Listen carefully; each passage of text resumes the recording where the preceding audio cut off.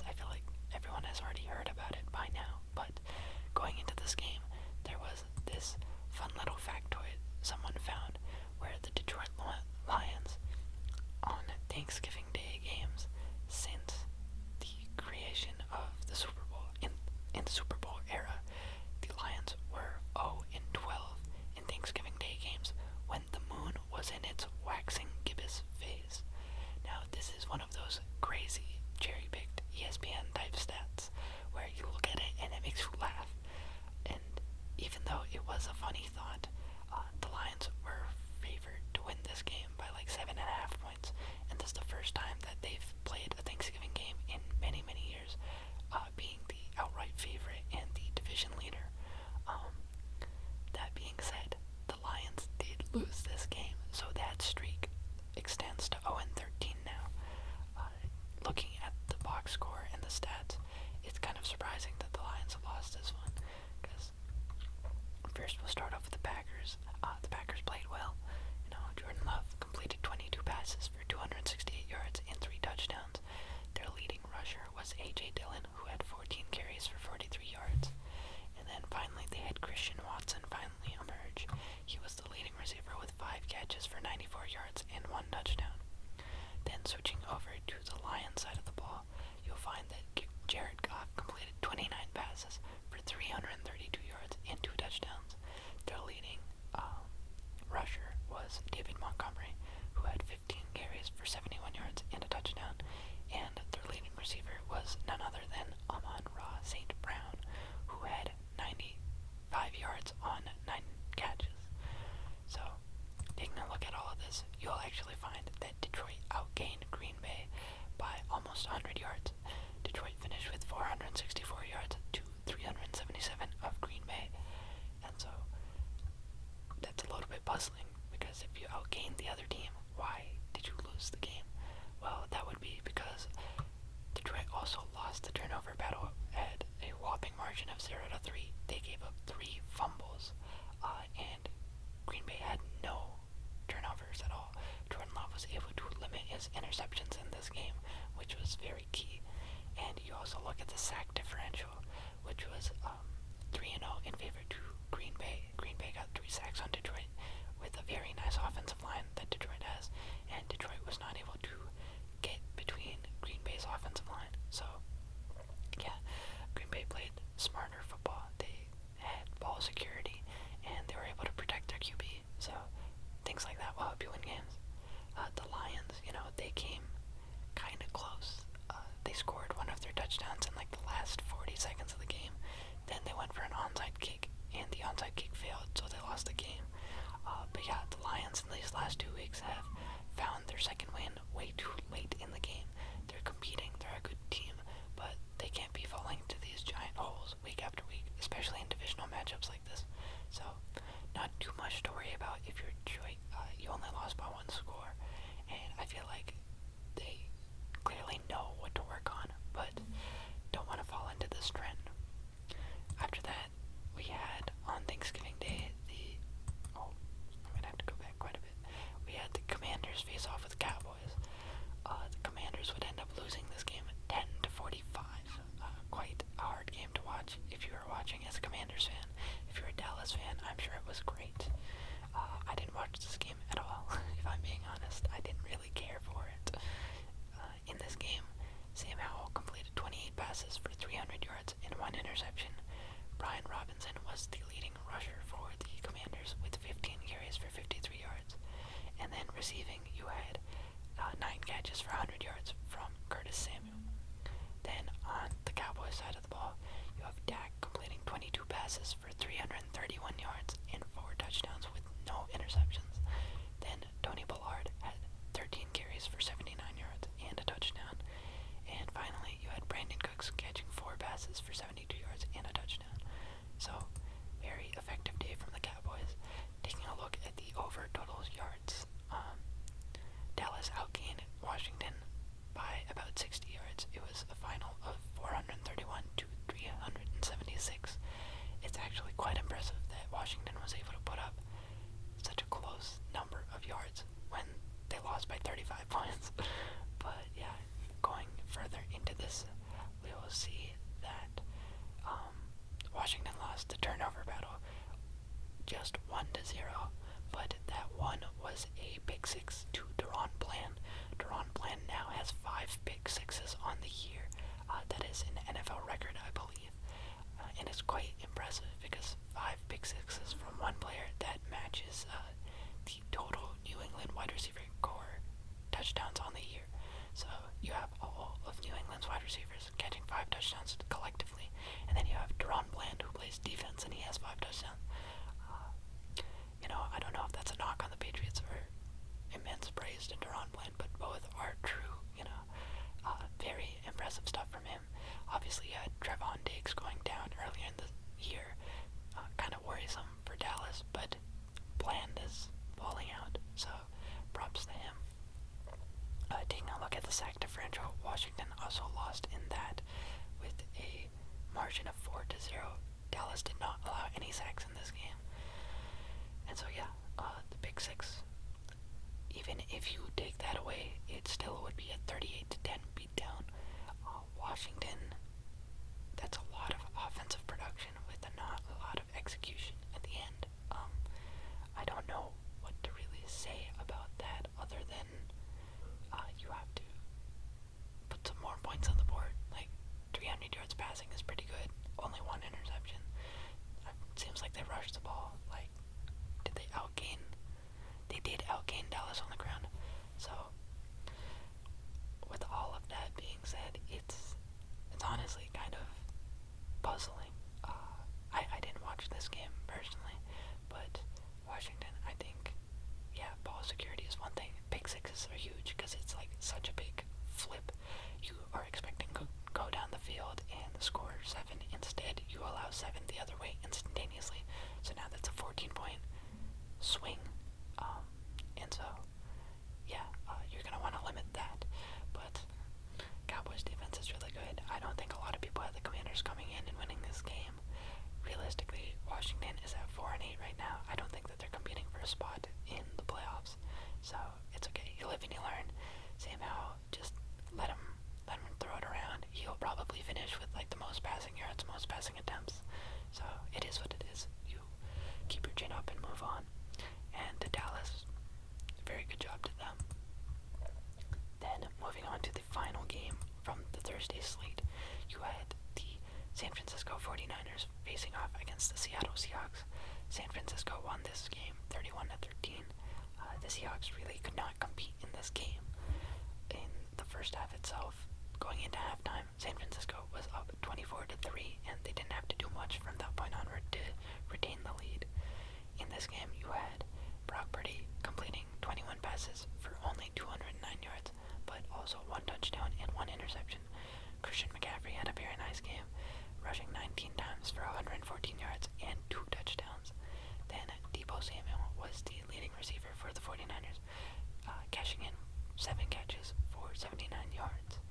And then on the Seahawks side of the ball, you had not a very nice game from Geno Smith, completing 18 passes for 180 yards and 1 interception, no touchdowns. There was no, what's the running back's name? Kenneth Walker in this game.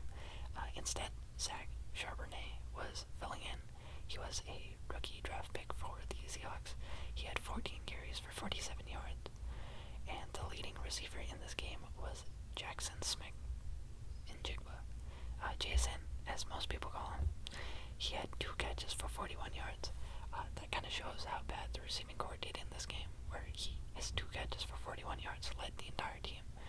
Very difficult day on offense for the Seahawks. In this one, they fall to 6-5. Taking a look at the overall yardage, you'll find that the 49ers outgained the Seahawks by over 150 yards, with a final margin of 377 to 220. The average, the turnover differential was also in favor of the 49ers, even though the 49ers threw an interception of their own. Seattle also had an interception and they had a fumble loss, so 2 turnovers for the Seahawks. And then in the sack differential, there was a very big margin difference here.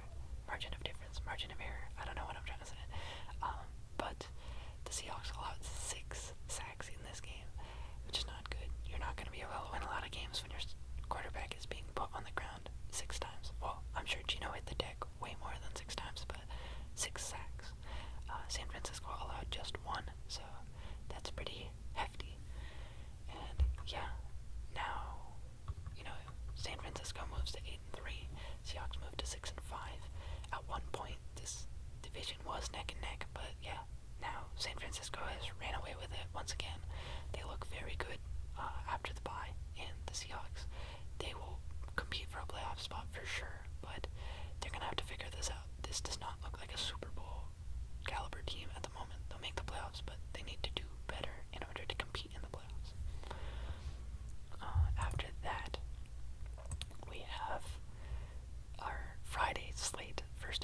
Sunday slate. You have the Dolphins playing against the Jets. The Dolphins won this game with a final score of 34-13.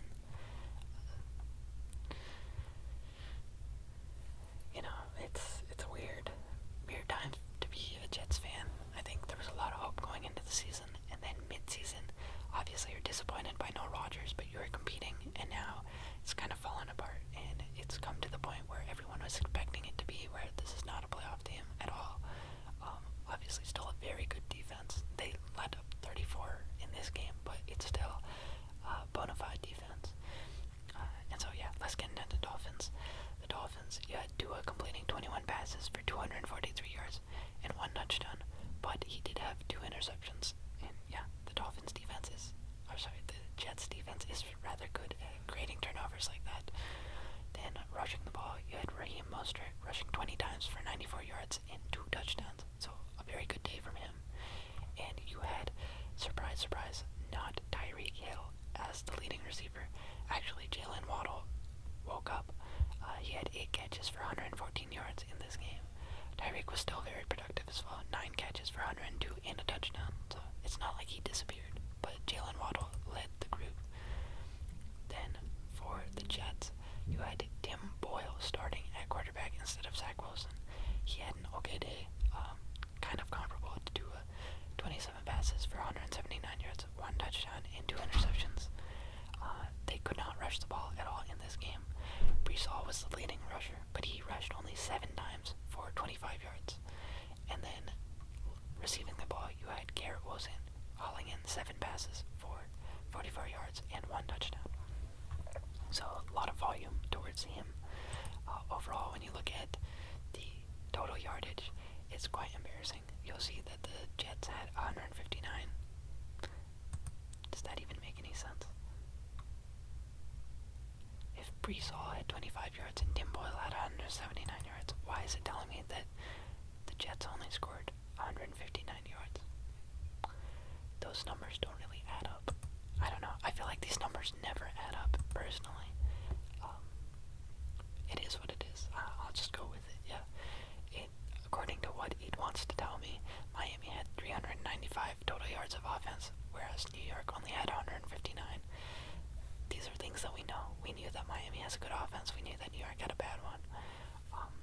Moving forward, Miami actually lost this turnover battle, but because their offense is so good and New York's offense is so bad, it didn't even matter. Miami lost 1 fumble and threw 2 interceptions, whereas the Jets only had 2 interceptions. But when it comes to sacks, Miami allowed 2 while the Jets allowed 7. So that Jets O-line, over the course of the year, I think it has caused concern for many Jets fans. People are saying, like, Aaron Rodgers wouldn't have survived behind this line.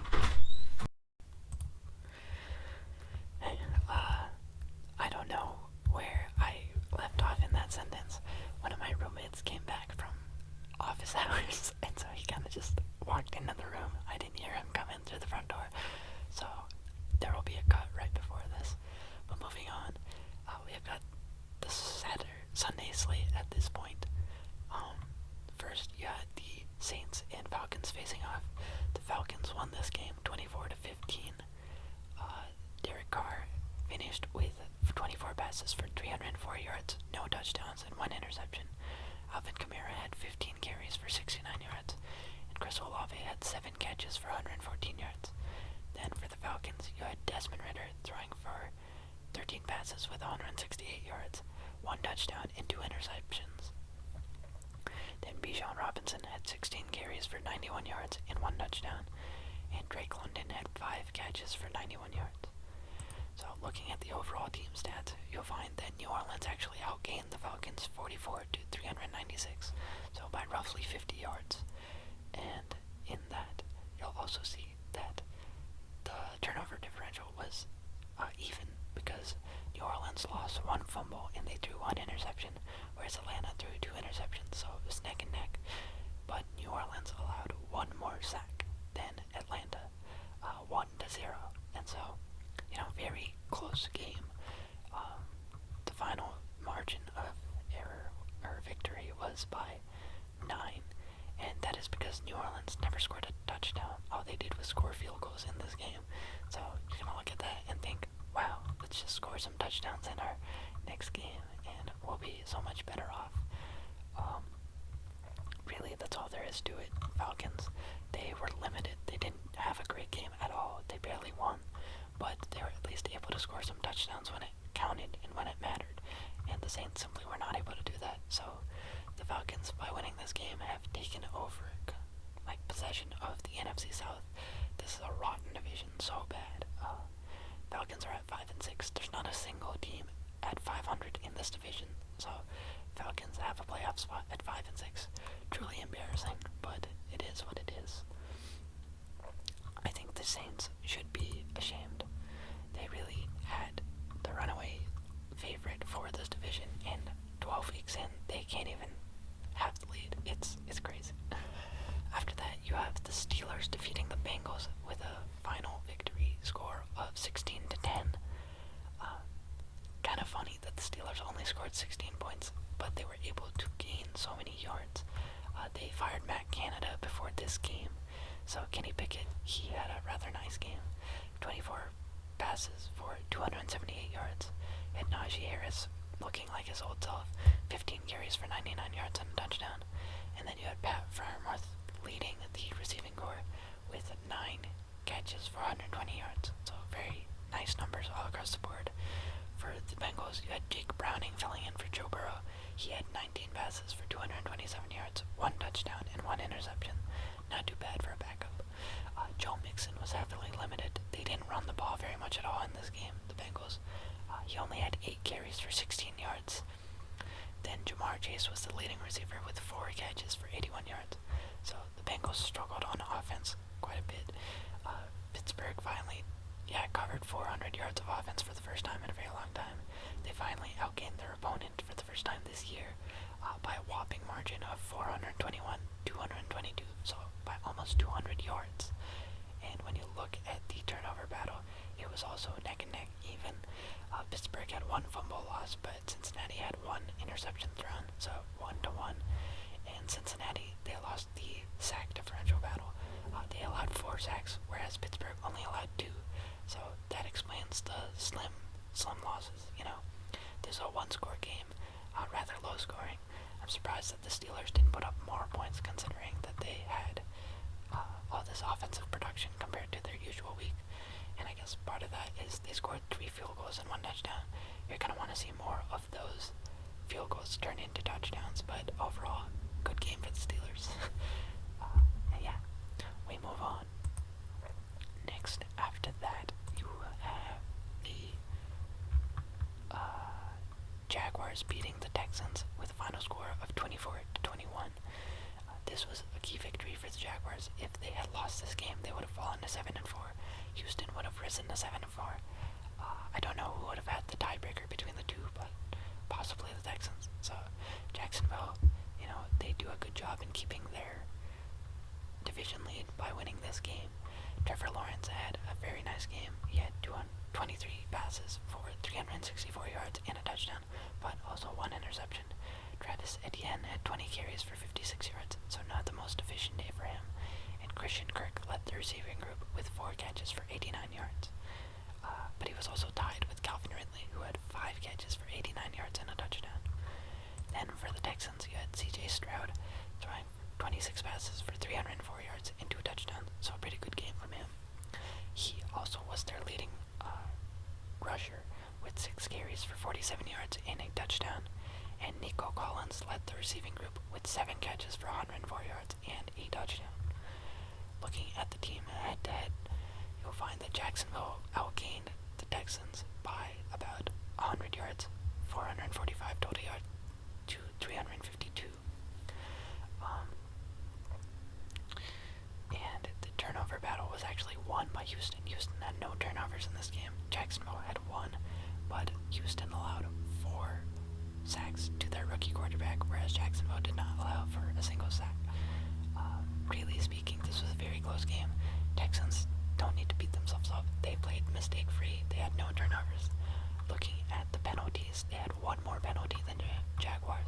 So to be a rookie team led by C.J. Stroud, come in fight for the lead of the division, barely lose by 3 points. I don't think you should be that upset with yourself. In Jacksonville, I think that they have something to be proud of. A little bit shaky after that 49ers loss 2 weeks ago, but they've performed strongly in back-to-back weeks.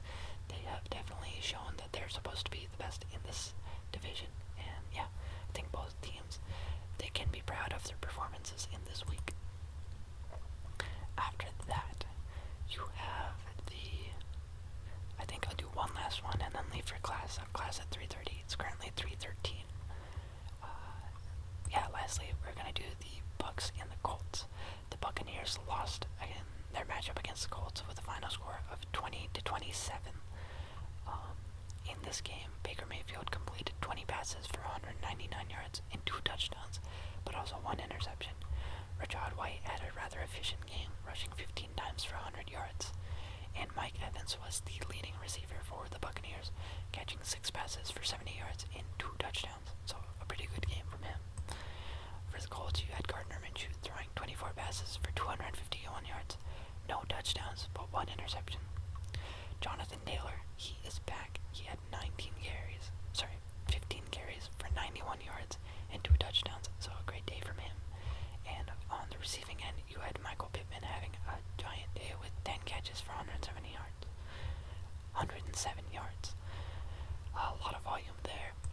Looking at the overall yardage totals, Indianapolis outgained Tampa Bay by almost 100. You have 394 offensive yards by the Colts to 298 by Tampa Bay. And looking at the turnover battle, Tampa Bay lost with a margin of 2-1. They gave up a fumble and they threw an interception, whereas the Colts only threw 1 interception. And the sack battle is really where the margin is great. Tampa Bay suffered 6. 6 is a lot. 6 sacks, whereas Indianapolis only had 2 sacks allowed to their quarterback. So, yeah, you're going to want to protect Baker a little bit better. That's about it. This game was also relatively close. Technically, the Buccaneers had the chance to tie it up towards the end of the game. They had the ball, they had possession, but there was a fumble. It was sacked. Baker Mayfield was strip sacked, and it was recovered by the Colts. So with a chance to win the game, the Buccaneers were unable to protect their quarterback, and it led to the Colts winning. They were able to stay in this game. Obviously, if you're the Bucs, this is an unfortunate loss, because if you had won this game, you would be at 5-6 and tied for first place of the NFC South. Instead, you're a game back. But really, it's not that bad. If they can just win 2 games, they might win the division. So it is what it is. And the Colts have set themselves up pretty nicely. I really have no idea how this team is at 6-5. Anthony Richardson went down early in the year. I wasn't expecting them to be any good. Gardner Minshew is solid, but he's not elite. And yet this team is above 500. It's very puzzling stuff. So, yeah, good job to the Colts in the season that they've put together. Really did not expect them to be here at all. Especially under the circumstances. And so, yeah, I'm going to pause here. I'll come back to talk about the Patriots and Giants game, probably with a different background in a little bit. Hello, and welcome back. As mentioned earlier, I will now be moving into the Patriots and Giants matchup from last week. In this game, the Giants defeated the Patriots at a final score of 10-7, a very low-scoring game. In a sense, you could view this as a Patriots victory, a tankable victory. Both of these teams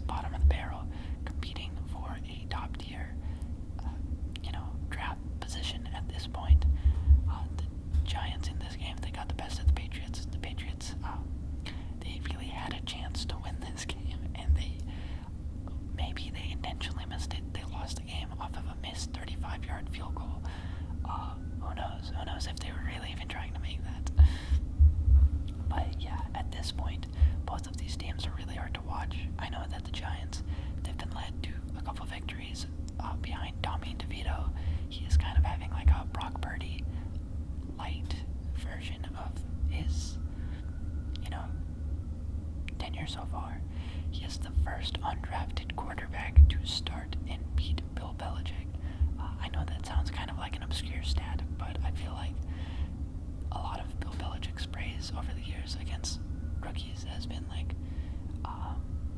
emphasized, and so this is kind of relevant.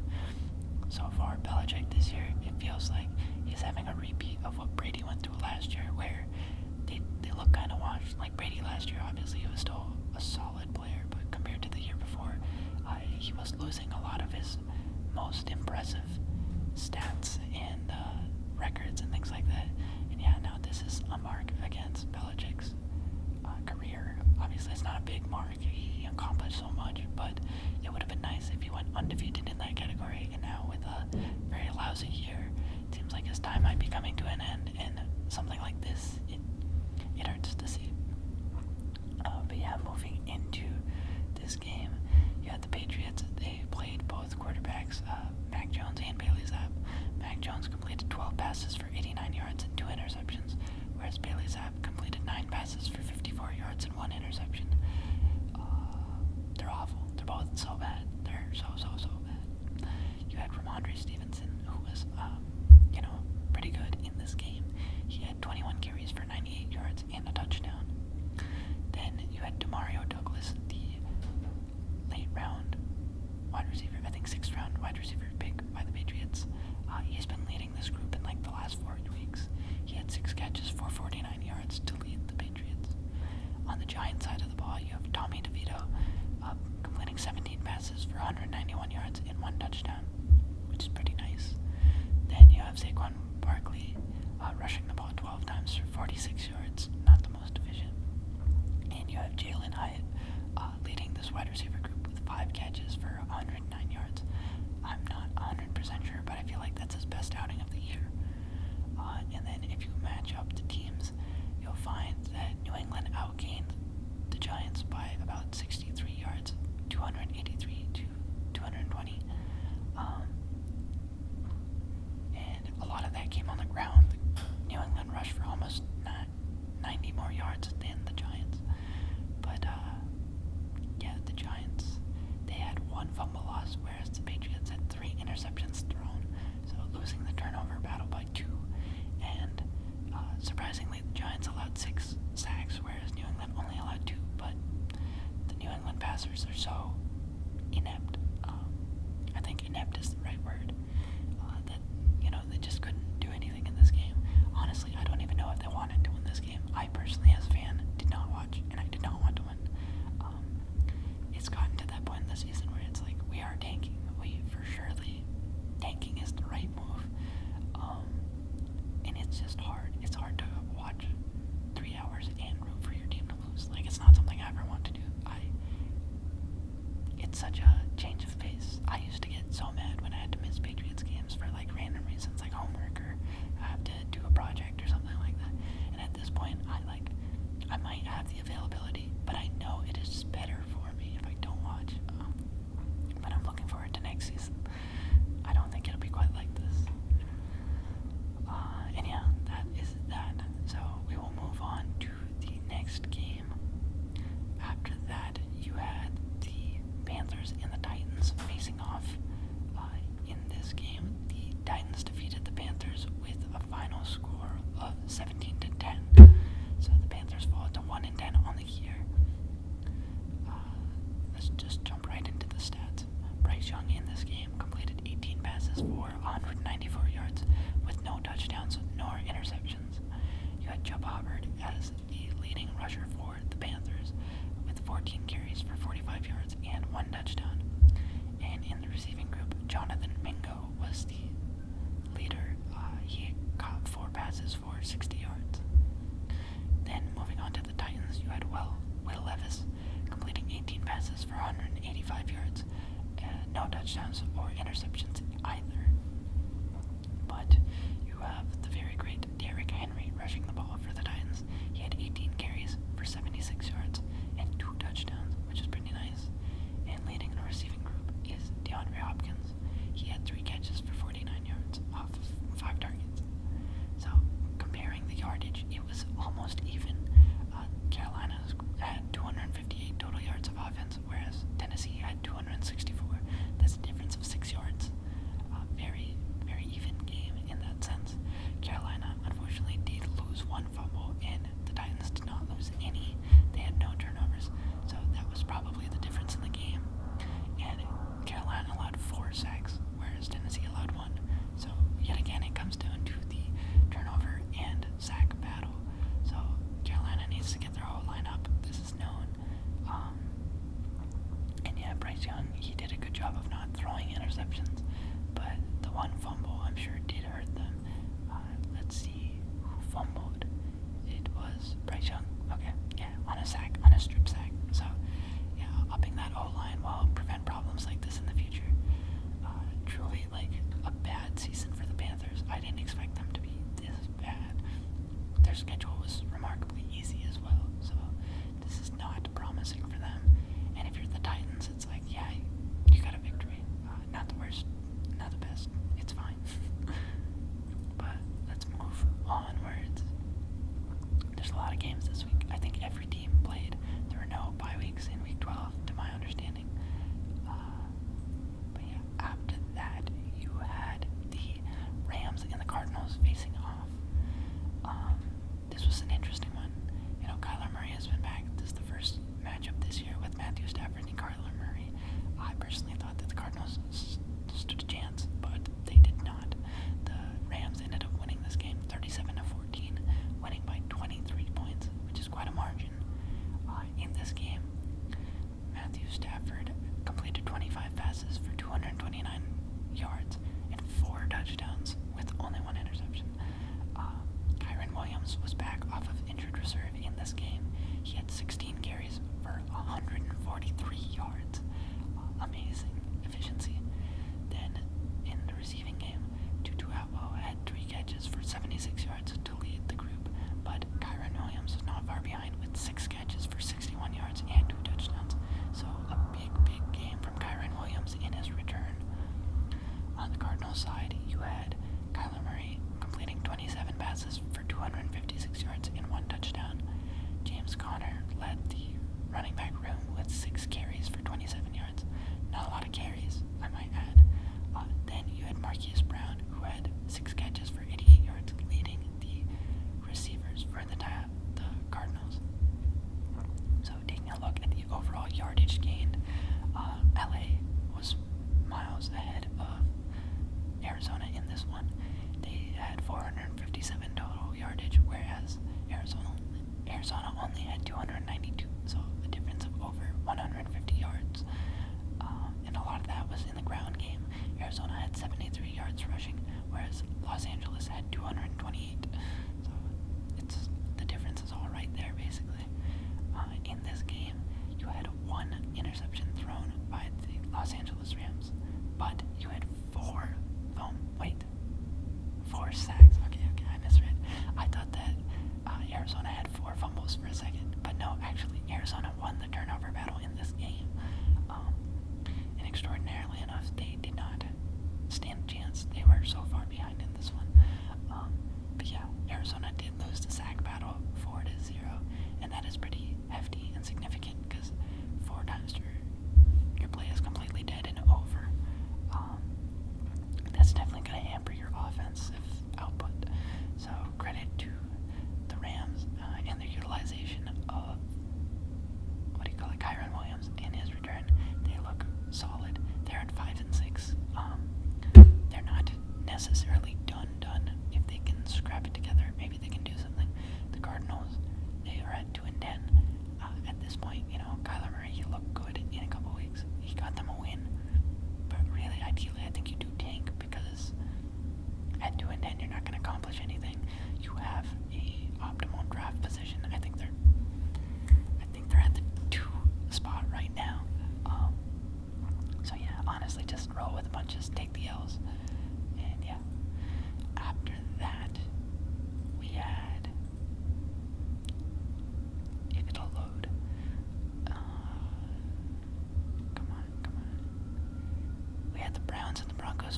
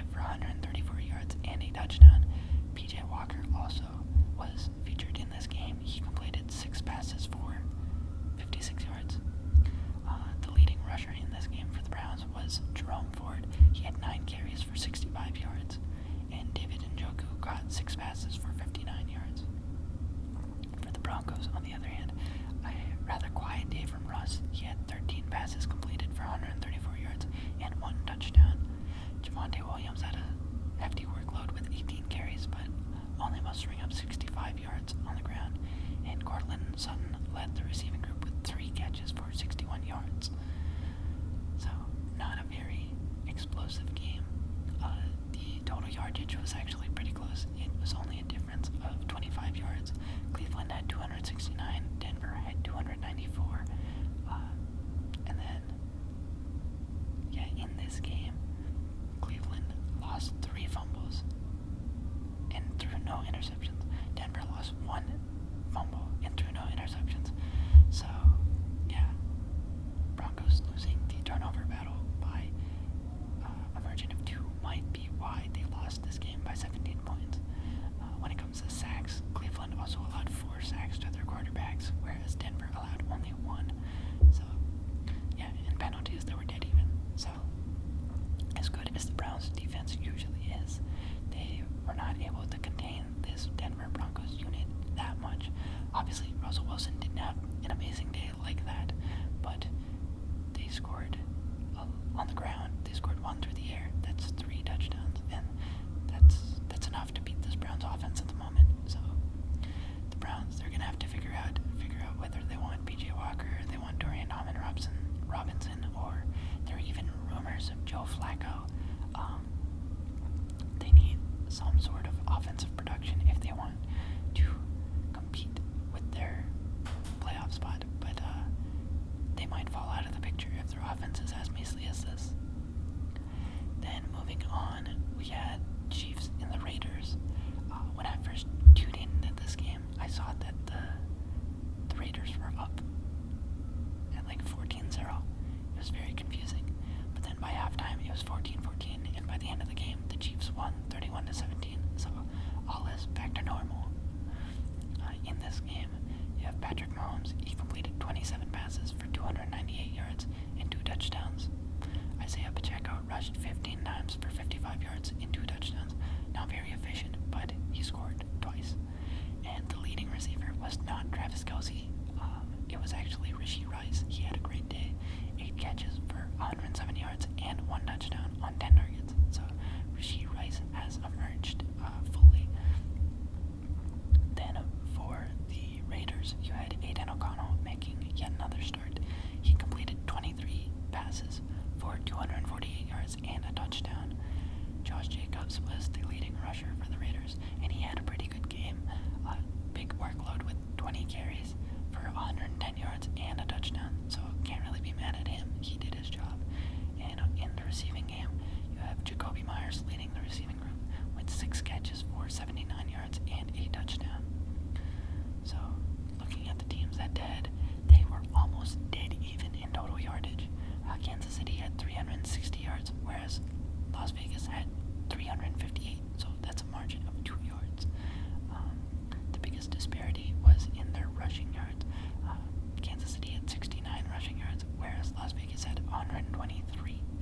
But actually in the turnover battle and the sack battle, both these teams were dead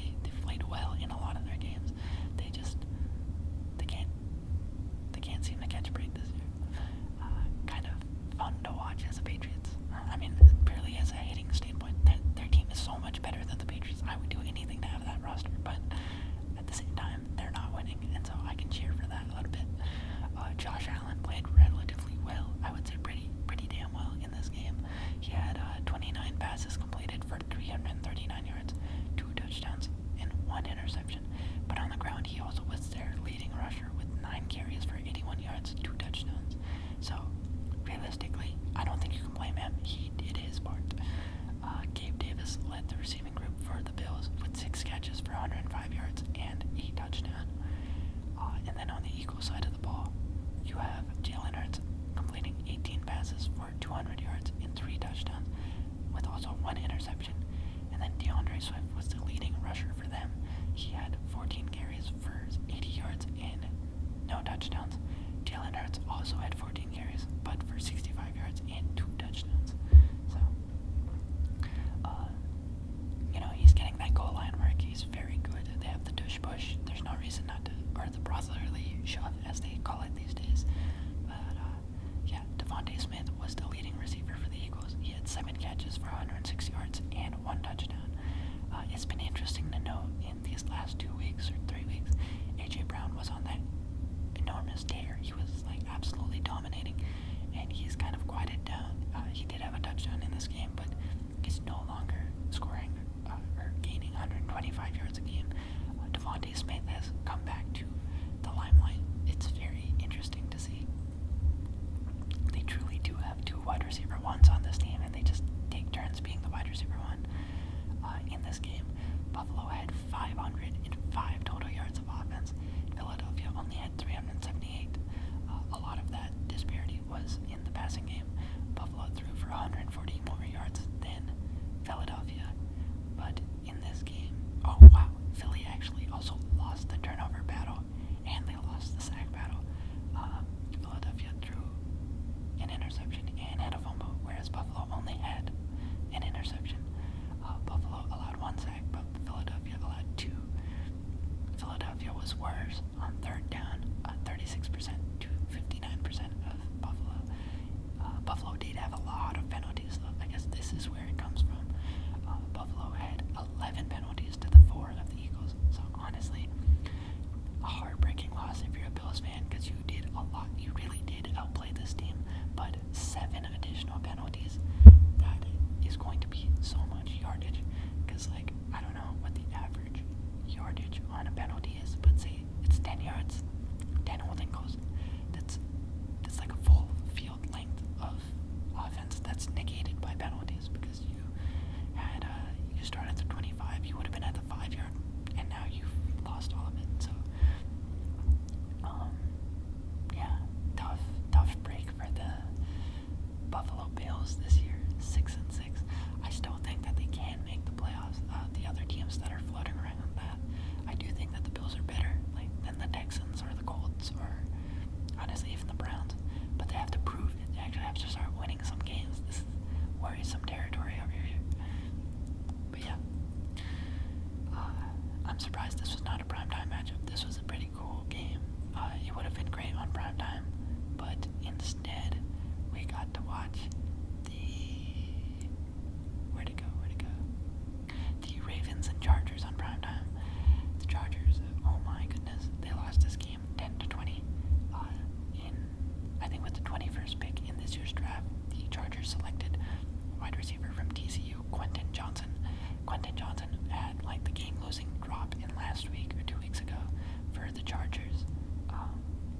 And this week, they faced off against Zay Flowers, who was the 22nd pick, the wide receiver selected from Boston College, Boston University, I don't know, one of the Boston schools, by the Ravens with the very next pick. And this guy went off against the team that passed him up. In this game, Lamar Jackson completed 18 passes for 177 yards and 1 touchdown. Keaton Mitchell was the leading rusher with 9 carries for 64 yards. And the leading receiver for the Ravens was Isaiah Likely with 4 catches for 40 yards. Zay Flowers did have a solid game, though. He had 5 catches for 25 yards and a touchdown. And he had a 37-yard rushing touchdown. So, those 2 touchdowns were more than the Chargers were able to score in the entire game. Justin Herbert had an okay game. He completed 29 passes for only 217 yards, 1 touchdown, and 1 interception. He was also the leading rusher for the team with 4 rushes for 47 yards. And Keenan Allen had a great game, hauling in 14 passes for 106 yards. But they just couldn't do it. The Chargers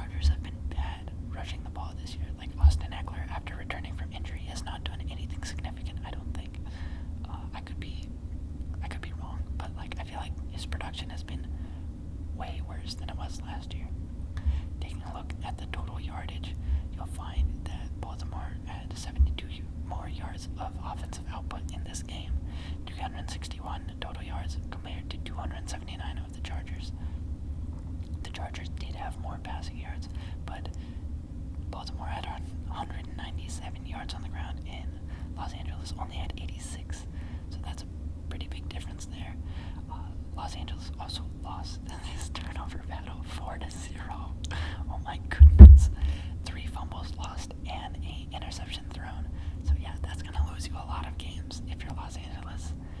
Even though Los Angeles had a better third down efficiency and the same number of penalties, they also lost the sack battle 3-2. Yeah, 4 turnovers. You're not going to win any games like that. That is insane. LA, man, I don't even know. This team, poor guys. I have nothing to even say. Poor Justin Herbert. They need to fire Brandon Staley. It's enough. They need to do it quick. After that, there's only one matchup left, and it was the Bears and Vikings on Monday Night Football. If you watch this game, I'm very sorry for you, because Chicago won this game without scoring a single touchdown. The Josh Dobbs honeymoon era is over.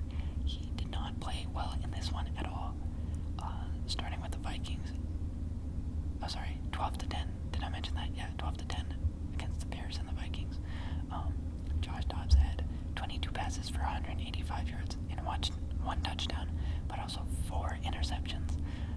When the coach, Kevin O'Connell, I think that's his name, was asked about who would be starting next week, they said that they would consider who they have in their lineups. So he may no longer be the starter after this week. Their leading rusher for the Vikings was Alexander Madison with 10 carries for 52 yards. Then the leading receiver was TJ Hawkinson, who scored the only touchdown in the entire game. He had 5 catches for 50 yards and a touchdown. Then for the Bears, you had Justin Fields completing 27 passes for 217 yards, no touchdowns, but also no interceptions. Fields was also the leading rusher. He had 12 carries for 59 yards, no touchdowns. And DJ Moore had a good game. He caught 11 passes for 114 yards. So that dynamic has still been strong. The Justin Fields to DJ Moore connection, it was on full display. They didn't score any touchdowns in this one, but they scored a lot of field goals, and that was evidently enough. Chicago rises to 4-8 on the year, and Minnesota falls to 6-6. But 6-6, they're still, I think, in that last place spot of the playoff picture, but I think they might quickly fall out of it. I don't know who is going to replace them on this planet. You know, the NFC is such a mess. But yeah, that is it. There you have it. That is your Week 12 NFL recap. I apologize for the length of this video. I think it's going to come out to quite a lengthy total, because I had 3 different cuts. I had the original cut, then I had to do a second cut after my roommate came into